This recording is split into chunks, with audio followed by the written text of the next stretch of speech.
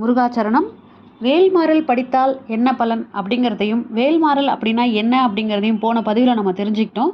இந்த பதிவில் வேல்மாறல் ஆரம்பிக்கிறதுக்கு முன்னாடி விநாயகர் வணக்கம் அந்த பாடலும் அந்த பாடலுடைய அர்த்தமும் தான் நான் உங்களுக்கு இப்போ சொல்ல போகிறேன். வாங்க பதிவுக்குள்ளே போகலாம். நெஞ்ச கனகல்லும் நெகிழ்ந்துருக தஞ்சத்தருள் சண்முகனுக்கு இயல் சேர் செஞ்சொர் புனை மாலை சிறந்திடவே பஞ்சக்கர ஆணை பதம் பணிவாம். இதனோட அர்த்தம் என்ன அப்படின்னு பார்த்தீங்கன்னா, மனுஷங்க சில நேரத்தில் கல்லை போல கடினமாக இருந்தாலும் கந்தர் அனுபூதி பாடினாங்க அப்படின்னா அந்த கடினமான மனசும் மென்மையாக பக்தியில் போயிடும் அப்படின்னு சொல்லுவாங்க.